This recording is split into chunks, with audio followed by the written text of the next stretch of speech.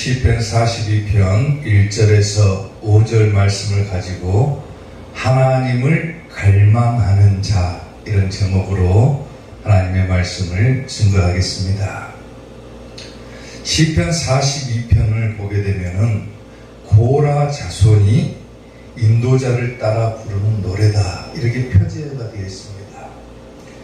당시 고라 자손은 성전을 멀리 떠나 있어가지고 예배에 참석할 수 없는 그러한 상태에 놓여 있었습니다.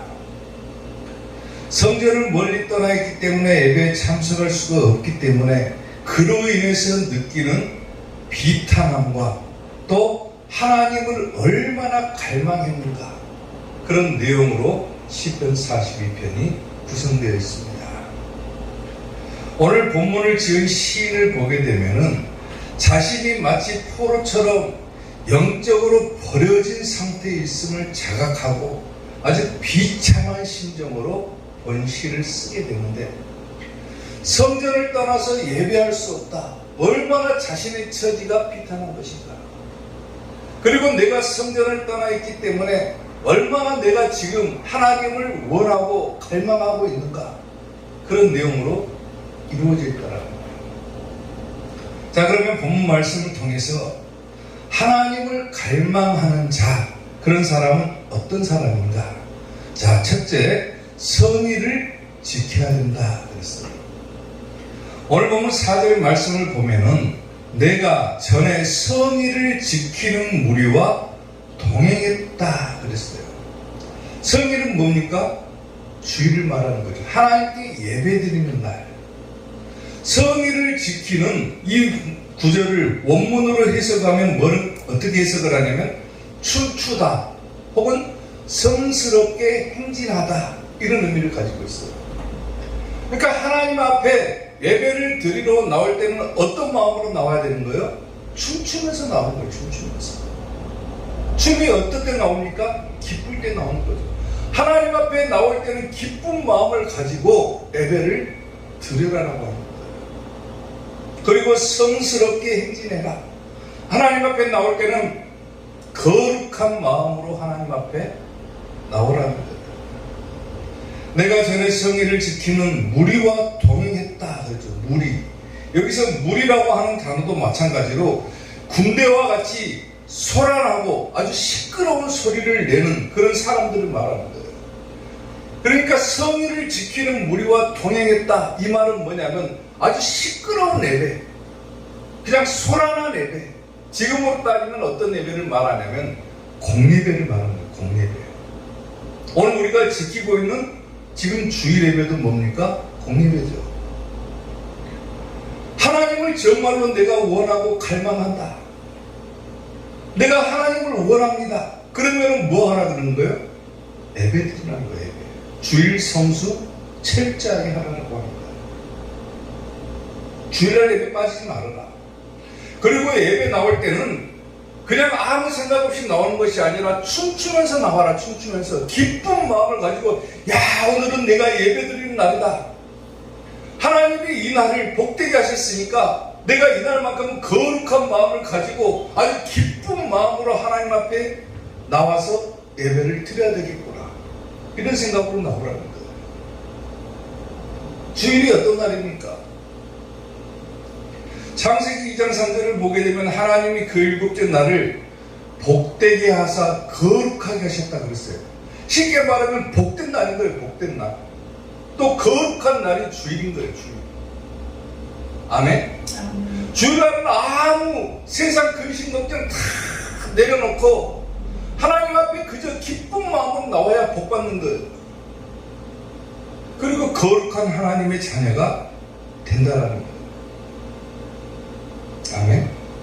시인은 지금 이 시를 지은 시인은 자신이 그런 예배에 참석할 수 없는 상황에 놓여있기 때문에, 야, 내가 하나님 앞에 나가서 예배를 드려야 되는데, 정말로 기쁜 마음으로 나가야 되는데 그럴 수 없는 상황이기 때문에 자신이 얼마나 비탄해하고 있는가를 보라는 거예요. 시편 신명기 16장 11절을 보게 되면 너와 내 자녀와 노비와 내 성중에 있는 레위인과 및 너희 중에 있는 객과 고아와 과부와 함께 내 하나님 여호와께서 자기 이름을 두시려고 택하신 곳, 그곳이 어디입니까? 성전 말하는 거, 성전. 교회를 말하는 거, 교회. 자기 이름을 두시려고 택하신 그곳, 그곳에서 내 하나님 여호와 앞에서 즐거워해라 그랬어요. 나는 그냥 집에서 예배 드리랍니다. 교회 나가봤자 별 볼 일 없고 나는 혼자 집에서 예배 드리랍니다. 잘못된 거예요. 하나님께서 자기 이름을 두시려고 택하신 곳, 그곳은 교회밖에 없어요. 성전밖에 없는 거예요. 성전. 그곳에서 즐거워할지니라. 그러니까 주일 성수만큼은 철저하게 하라는 철저하게. 어떤 상황에 놓이든지 간에 주일만큼은 빼먹지 말고 예배를 드리라는 거예요. 나중에는 정말로 우리가 이 거룩한 성전에서 예배드리지 못하는 상황이 올 수가 있습니다. 마지막 대환란이 시작되고 핍박받고 우리가 도망자의 신세가 된다라면은 이 거룩한 성전에서 예배드리고 싶어도 못 드리는 그런 상황이 올 수도 있다는 거예요. 지금 우리가 예배 드릴 수 있는 것이 얼마나 복된 것을 우리가 깨달아야 된다. 고라 자손들이 예배를 드릴 수 없는 상황임에 얼마나 자기들이 비탄해야 합니까? 그리고 얼마나 하나님을 갈망합니까? 근데 우리는 하나님 앞에 나올 수 있음에도 불구하고 안 나오는 경우가 하다해버렸죠. 주일날 예배에 참석할 수 있음에도 불구하고 이런저런 핑계를 대면서 예배에 빠져버리는 경우가 다반사죠. 문제라는 거예요. 1981년도에 영국하고 미국하고 합작한 영화가 한 가지가 있습니다. 제목이 뭐냐면 불의 전차라고 하는 영화예요. 이 불의 전차라고 하는 영화를 보게 되면은 당시 1924년도에 파리 올림픽에서 금메달리스트, 육상 금메달리스트 했던 에릭 리들과 헤럴드 아브라함을 주인공으로 하는 그런 내용입니다. 처음에는 이 영화가 주목을 받지 못하다가 나중에는 아카데미 작품상도 수상했고 우수상도 수상했고 의상상도 수상했고 각본상도 수상합니다.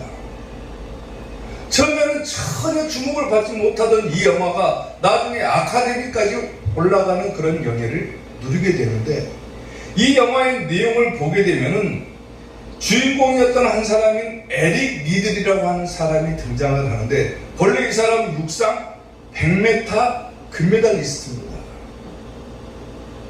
누구라도 그 사람을 따라갈 사람이 없는 거예요. 100m 나갔다 하면 무조건 에릭 리들은 금메달이다. 다른 남상인 거예요. 그렇게 육상을 잘했던 사람입니다. 근데 1924년도 파리 올림픽 개막식 날 경기가 있었는데 하필이면 그날이 주일날인 거예요. 주일날. 나가면 무조건 금메달을 딸 수 있음에도 불구하고 에릭 리들은 한 가지 결단을 합니다. 내가 나가는 경기가 금메달을 딸 수 있는 경기임에도 불구하고 그날이 주일이기 때문에 나는 그냥 경기를 포기한다 그래버려요. 경기를 포기하고 나는 교회 가서 예배 드리란다. 그 경기를 포기해버립니다. 오로지 다른 이유가 있었던 것도 아니고 주의를 지키기 위해서 100m 경기를 포기해버리는 거예요. 당시에 말해도 금메달만 따면 얼마나 편안합니까? 자기 생활이 다 보용되는 거예요. 그럼에도 불구하고 그 경기를 포기해버려요. 주일이기 때문에. 영화에 나오는 내용이에요. 영화. 그리고 자신의 주 종목인 100m 경기는 주일날 열리기 때문에 포기해버리고 자기의 주 종목이 아닌 400m 경기에 에릭 리들이 출전을 하게 됩니다. 어떻게 됐을까요? 금메달을 땁니다. 자기 주 종목이 아님에도 불구하고 주일을 거룩하게 지켰더니 하나님께서 오히려 복을 주신 거예요. 복을 주신 거예요. 주일 성수한 거 그거 하나만 보고 하나님께서 복을 주시고 LAB들은 자기의 주 종목이 아닌 400m에서 마침내 금메달을 따게 되는 내용입니다. 사랑하는 성도 여러분, 지금 우리가 살고 있는 이 시대는 그야말로 예배에 대한 갈급함이 사라진 시대라고 봐도 무방합니다. 굳이 내가 교회 가서 예배 드리지 않아도 나는 하나님 믿는다 혼자 착각하고 살아가는 시대예요. 내가 예배 드리지 않고 하나님 앞에 나오지 않아도 하나님의 이름을 두시려고 택하신 곳에 나오지 않아도 나는 하나님을 믿는다 이렇게 혼자 착각하며 살아가는 시대라는 거예요. 주일을 지키기 위해서 거룩한 날을 복된 날을 지키기 위해서 나는 얼마만큼 애를 쓰고 힘을 쓰고 있는가. 조그만 핑계거리만 생기면 우리는 그걸 주일을 포기해버려요. 주일. 누구 결혼식이 있다, 뭐 약혼식이 있다, 뭐 장례식이 있다, 하필 그날이 주일이니까 예배를 포기하고 거기를 가는 거예요. 심지어는 성도들 가운데서도 주일날 결혼식을 잡는 성도들도 많습니다. 주일이라고 하는 의미가 많이 약화되거든요. 다른 건 몰라도 정말로 내가 하나님을 사랑하고 하나님을 갈망하는 성도라면 주일은 자기의 목숨처럼 지켜야 된다. 아멘. 왜? 하나님은 이 날을 복되게 하시고 거룩하게 하신 날이기 때문에 이 날을 통하지 않고서는 절대로 내가 거룩해질 수가 없는 거예요. 복받을 수도 없는 거예요. 아멘. 하나님을 사랑하고 갈망하는 성도라면은, 특히 우리 이사교의 성도라면은 목숨 걸고 주일을 지키는 복된 성도들이 되시기를 주님의 이름으로 축원합니다. 하나님을 갈망하는 자 두 번째, 기쁨과 감사의 소리를 내야 된다 그랬어요. 역시 오늘 보면 4절 말씀을 보면은 내가 전에 성의를 지키는 무리와 동행하여 기쁨과 감사의 소리를 내었다 그러죠. 기쁨과 감사의 소리를 내었다. 다시 말하면 큰 노래의 소리로 감사를 표현했다는 말이에요. 지금으로 따지면 뭡니까? 찬송하며 예배드렸다. 아멘. 하나님을 갈망하고 하나님을 사랑하고 하나님을 원하는 성도라면은 뭐하라? 찬송하면서 예배드리라고. 찬송하면서. 찬송해라 그거예요. 찬송해.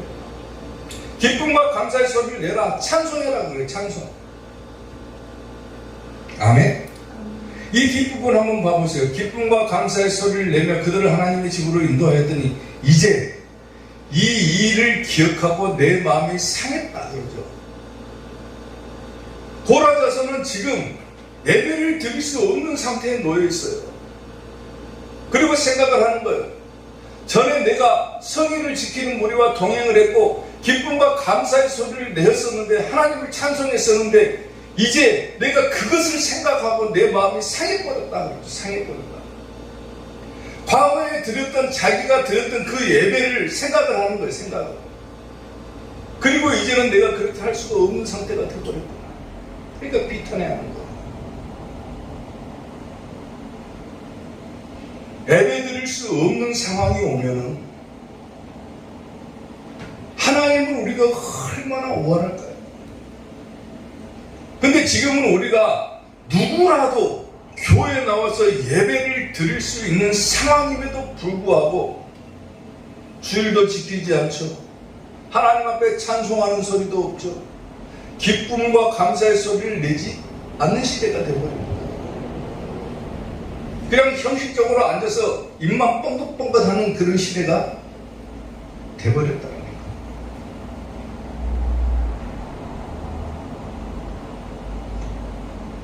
최초로 교회에서 찬양대를 설립한 사람이 한 사람이 있죠. 누굽니까? 본래는 찬양대가 없었어요, 성전에. 근데 이 찬양대를 만든 사람이 있습니다. 성경을 보면은 누구냐면 바로 다윗이죠, 다윗. 요즘 교회에서 뭐 성가대라고 부르죠, 성가대. 성가대라고 하는 말은 천주교에서 쓰는 용어이기 때문에 쓰면 안 되는 거예요. 찬양대라고 해요, 찬양대.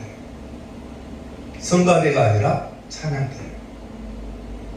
다윗이 이 찬양대를 최초로 설립을 한 사람인데, 역대상 6장 31절을 보면은 언약궤가 평안을 얻었을 때 다윗이 여호와 성전에서 찬송하는 직분을 맡긴 자 그러죠. 찬송하는 직분을 맡겼다고 그러죠. 이게 찬양대예요, 찬양대. 솔로몬이 예루살렘에서 여호와의 성전을 세울 때까지 그들이 회막에 해서 찬송하는 일을 행하되 그 계열대로 직무를 행하였더라. 최초로 찬양대를 설립한 사람은 다윗이죠. 근데 이 다윗은 얼마나 하나님을 찬송하는 일을 열심히 한 사람인지는 모릅니다. 시편 119편 164절을 보게 되면 주의 의로운 규례대로 말미암아 내가 하루 몇 번씩? 7번씩 주를 찬양했다고 그래요. 7번씩. 하루 7번씩 주를 찬송했다. 하나님을 갈망하는 사람이라면 찬송해라 그랬죠. 찬송하는 성도가 하나님을 갈망하는 성도라고 그랬죠. 다윗은 몇 번 찬송했다고 했어요? 7번 찬송했다고 그랬죠. 7번. 하루에 7번씩 하나님을 찬송했다고 그랬어요. 여러분들은 하루에 하나님을 몇 번 찬송합니까? 하루에도 찬송하는 일을 잊어버리고 살아가는 경우가 허다하죠. 세상 노래는 흥얼흥얼 거리는데 하나님을 찬송하는 찬송의 소리는 사라져버렸죠. TV 틀어놓고 세상 노래를 즐기고 유행가를 즐기고 하지만은 정작 하나님 앞에 나와서 찬송하는 노래는 하루에 몇 번씩 부릅니까? 제가 생각할 때는 아마 거의 없을 거예요. 교회에 그나마 나와야, 주일날 예배 나와야 하나님을 찬송할 거예요. 그것도 형식적으로. 정말로 기쁨과 감사의 소리를 담아내지 못한다라는 거예요.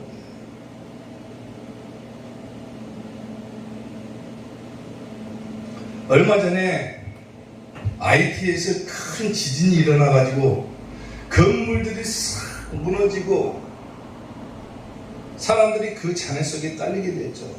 엄청난 지진이었죠. 건물이 무너진 그곳에서 구조대원들이 생존자를 찾기 위해서, 구조해내기 위해서 막 동분서주하면서 막 뛰어다니죠. 처참한 광경이죠. 근데 건물이 무너진 그 잔해더미 속에서 구조대원이 생존자를 찾는 가장 첫 번째 방법이 뭔 줄 아세요? 소리를 내는 겁니다. 벽을 막 무너진 그 돌덩이를 막 두드리고 다니는 거예요. 그러면은 혹시라도 살아있는 사람이 자기가 뭐 다리가 부러졌든 팔이 부러졌든 간에 소리를 듣고 뭐합니까? 역시 소리로 반응을 하는 거예요. 나 여기 살아있습니다. 말이 안 나오면 뭘 두드려서라도 자기가 살아있다는 것을 소리로 알리는 거예요. 소리로. 소리가 첫 번째라는 거예요. 소리가. 사람을 구조해 놓을 때 가장 먼저 하는 방법이 그 소리를 내는 방법인데, 소리가 나면 구조대원이 어떻게 합니까? 그곳에 귀를 기울이고 그곳에 생존자가 있음을 알고 건물 잔해를 들춰내고 생존자를 구조해내는 거죠. 사랑하는 성도 여러분, 마찬가지로 우리가 아무리 좋지 않은 상황이나 환경이 있다고 할지라도 내가 살아있음을 표현하는 방법이 뭡니까? 소리를 내는 거예요. 소리를. 기도의 소리를 내야 되고 찬송의 소리를 내야 되고, 내가 그렇게 막 신음하는 소리를 낼 때 하나님께서 우리의 소리를 들으시고 하나님의 귀를 기울여 주시고 비로소 우리를 구조해 주시는 거예요. 구조해 주시는 거예요. 회복해 주시고 생명을 허락해 주신다는 거예요. 성경에 나오는 바울과 실라를 보게 되면은 전도를 하다가 매를 맞고 옥에 갇히게 되죠. 찰짠 지하 감옥에 갇히게 되죠. 도저히 매를 맞고 막 몸이 아픈데 찬송할 수 있는 상황이겠습니까? 내가 하나님을 전도하다가 이 꼴이 됐고 매를 맞고 이 찰짠 지하 감옥에 갇히게 되었는데 원망하고 불평하는 소리가 먼저 나오겠죠. 근데 바울과 실라는 뭐합니까? 도저히 찬송할 수도 없는 그런 상태에서 하나님을 찬송했다 그랬어요. 찬송했다. 기쁨과 감사의 소리를 내었다 그랬어요. 그랬더니 어떻게 됩니까? 기적이 일어나 버리죠.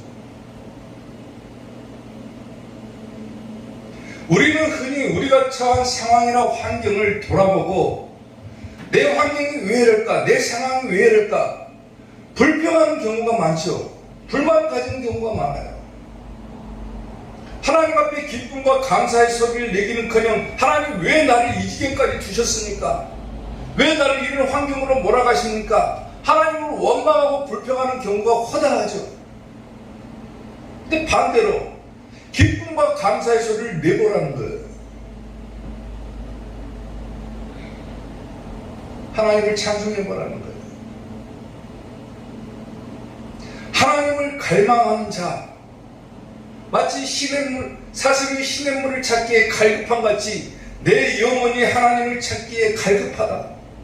이 갈급한 마음으로 하나님 앞에 나와서 예배를 드리고 찬송을 해보라는 거예요. 하나님께서 내가 소리를 낼 때 내 소리에 귀를 기울여 주신다. 아무리 내가 좋지 않은 상황에 있어도 내가 오늘 하나님 앞에 나와서 내 소리를 내란다. 내가 마음껏 하나님께 기도하고 하나님께 찬송하는 소리를 내란다. 주일 나올 때 어떻게 나오라겠습니까?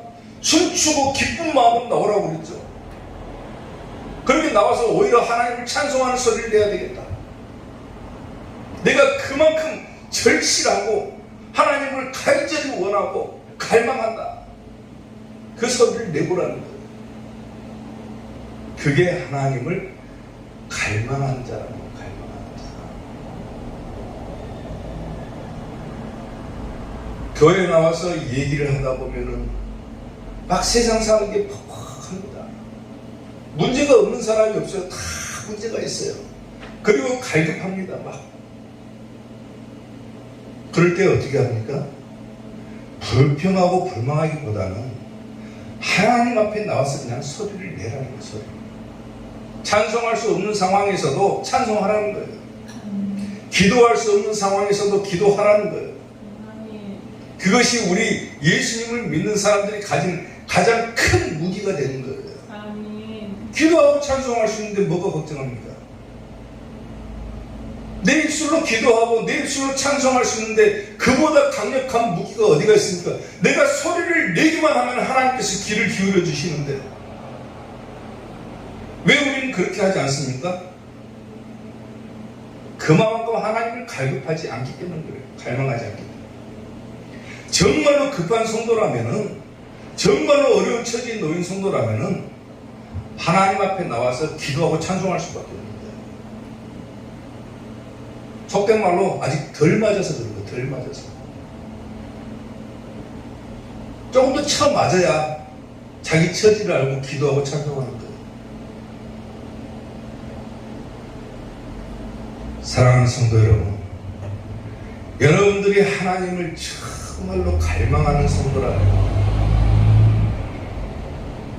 할 수 없는 상황에서도 기쁨과 감사의 소리를 내는 성도들이 되시기를 주님의 이름으로 축원합니다. 하나님을 갈망하는 자 마지막 세 번째, 그들을 하나님의 집으로 인도해야 된다 그랬어요.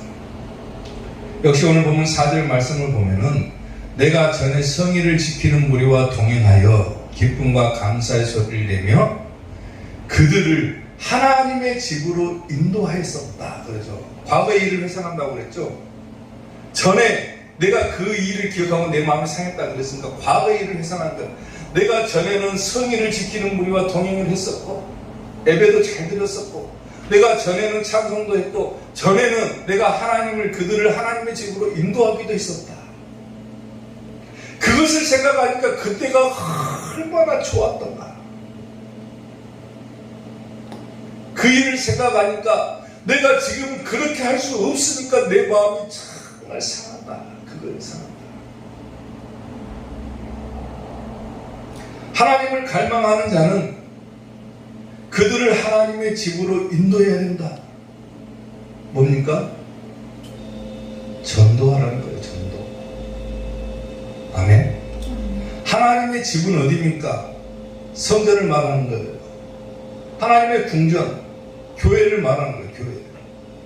그리고 그들을 인도하였다. 이 말은 본래 뜻은 뭐냐면 점잖게 걸어가다, 살며시 가다 그 말이에요. 그들을 살며시 하나님의 집으로 인도해라. 전도해라 그 말이에요. 전도해라. 점잖게 전도해라 그 말이에요.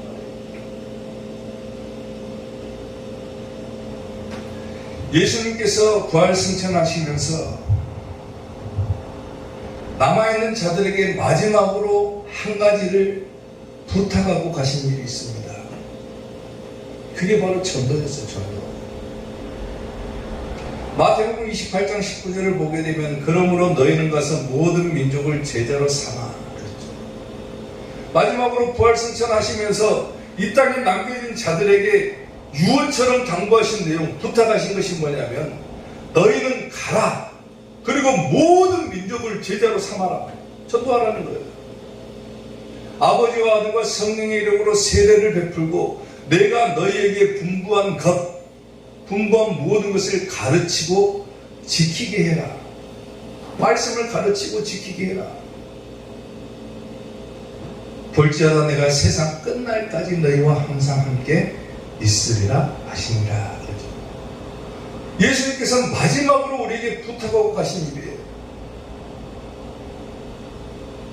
근데 우리는 이것을 게을리게 생각합니다. 게을려.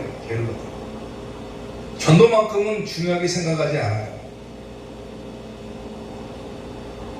누가복음 14장 23절을 보게 되면은 주인이 종에게 이르되 길과 산울타리로 나가서 사람을 강권해라 그랬어요. 강력하게 공고해라. 강력하게 공부하여 데려다가 내 집을 채우라 그랬죠. 권면하라는 거예요. 강력하게 강권하라 그랬습니다. 내 주변에 사랑하는 부모, 형제, 친척들, 친구들, 자녀들 아직까지도 예수님을 믿지 못하고 예배드리지 못하고 있는 성도들이 있다라면 강력하게 공고해라. 혼자만 천국 가면 됩니까? 나 혼자 천국 가면서 남아있는 내 가족과 친지와 형제들은 지옥 가는 것을 바라보고 있으면 됩니까? 그러지 말고 강력하게 공고해서 내 집을 채우라. 하나님의 집을 채우라.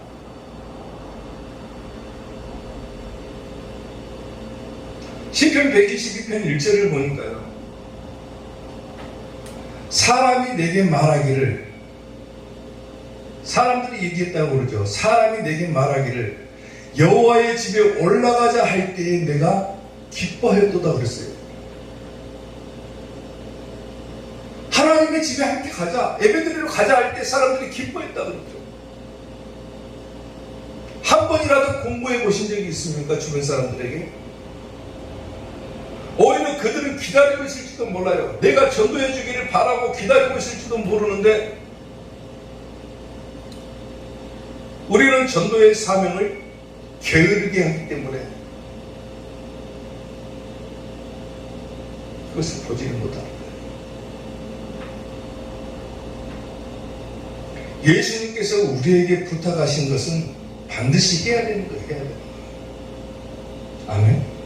천국에 함께 가야죠. 제가 전에 공부를 하러 안산으로 공부를 하러 가는데 그때는 애기들이 어려가지고 집에다 놔두고 가기가 좀 그래가지고 처갓집에 있는 정읍에다가 차를 타고 가서 내려놓고 거기서 기차를 타고 서대전역으로 갑니다. 그리고 거기서 또 환승을 해가지고 수원역으로 가요. 정읍에서 기차를 타고 서대전에서 내리고 서대전에서 또 기차를 타고 수원역으로 가고 수원에서 안산까지 버스 타고 가는데 서대전역에서 수원으로 가는 기차는 입석이에요. 입석. 사람들이 굉장히 많습니다. 지금 있는가 없는가 모르겠는데 그때 당시에는 입석이 있었어요. 서서 가는 거예요. 서서 가는 거. 서대전에서 기차에 올라가지고 손잡이를 잡고 딱 서 있는데 그때 마침 저녁 때쯤이라 캄캄한 와중에 뭐만 보이냐면은 십자가만 보여요. 빨간색 십자가만 보여요. 야, 대전에 뭔 십자가가 저렇게 많을까? 기차가 지나가면서 보니까 빨간색 십자가가 막 줄줄이 계속 있는 거예요. 줄줄이. 저는 당시에 신학생이기 때문에 그걸 보면서 무슨 생각을 했냐면 참 아름답고 휘황찬란하다 이 생각을 했어요. 근데 주변 사람들도 똑같이 그걸 받는 거예요. 주변 사람들이 대화하는 내용을 들어보니까 뭐라고 하냐면은 십자가를 보더니 뭐라고 하냐면 징그러워 이러는 거예요. 징그럽다는 거예요. 징그럽다는 거. 너무 많은 십자가가 있으니까 보기만 해도 막 징그럽다고 그러는 거예요. 징그럽다고. 아무 말도 못하고 저는 그냥 듣고만 있는 거예요. 저렇게 많은 교회 십자가가 있음에도 불구하고 교회가 있다는 거죠. 십자가가 있는 곳은 교회가 있으니까. 저렇게 많은 교회가 있음에도 불구하고 저 교회들이 제 역할을 못하니까 사람들한테 욕을 먹는갑다 이 생각이 드는 거예요. 심지어 목사라고 하는 사람도 나와가지고 뭐 정치한다고 쇼를 하고 떠들고 다니고 이런 시대다 보니까 교회가 교회다운 역할을 못하는 거예요. 세상에서. 너희는 빛과 세상의 빛과 소금이라겠는데 꼭 필요한 존재가 되라겠는데 그런 역할을 감당하지 못하니까 세상 사람들한테 욕을 먹고 누가 교회 다닌다 하고 누가 목사라고 한다 하면은 욕부터 하는 거예요. 욕부터. 정작 교회가 해야 될 일을 하지 못하니까 사람들에게 외면당하기 일쑤니까 어떻게 그 사람들의 마음을 돌리고 어떻게 그 사람들을 하나님의 집으로 인도할 수가 있겠습니까? 오히려 교회가 더 그 사람들을 강팍하게 만들어버리는 거예요. 선하게 보이고 선한 일을 해도 그 사람들을 하나님의 집으로 인도할 수 있을까? 의문점이 드는데 오히려 교회들이 자기 밥그릇 챙기기에 바쁘고 세상에 나가가지고 정치한다고 쇼하고 떠들고 다니고 이러니까 사람들한테 욕을 먹는데 어떻게 그 사람들을 그 영혼을 천국으로 인도할 수가 있겠느냐고 말이에요. 내가 착하게 살고 세상에서 좋은 일 하고 다녀도 전도하는 건 쉬운 일이 아니에요. 그럼에도 불구하고 가장 중요한 것은 뭡니까? 예수님께서 내게 마지막으로 부탁하고 가신 그 일을 내가 잘하고 있느냐 없느냐 그거예요. 그 일이 얼마나 귀한 일이고 아무나 할 수 있는 일이 아니라는 거예요. 찬송가를 보면 그 내용이 나옵니다. 천사들도 전도는 못해요. 근데 그 천사들도 할 수 없는 그 전도라가는 귀한 일을 누구에게 맡겨주셨습니까? 우리에게 맡겨주고 가신 거예요. 근데 그 귀한 일을 외면하고 오히려 욕먹고 살아간다? 문제가 있는 거죠. 영생의 복락과 천국에 갈 길을 만백성 알도록 나가서 전하세. 주 예수 말씀이 이 복음 전하라 우리에게 부탁하셨네.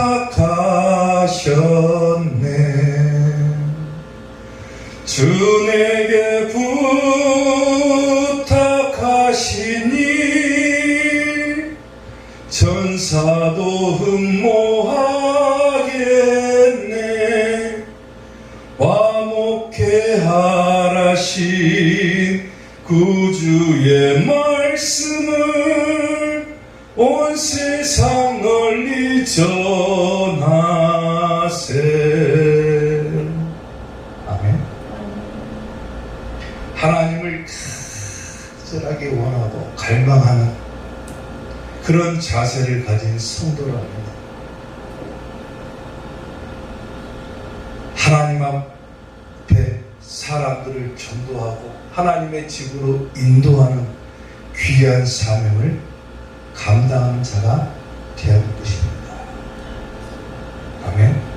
주일만큼은 반드시 지키고 찬송하고 전도함으로 마지막 때 하나님께 귀하게 쓰임받는 우리 이삭교회 성도들이 되시기를 주님의 이름으로 축원합니다. 기도하겠습니다.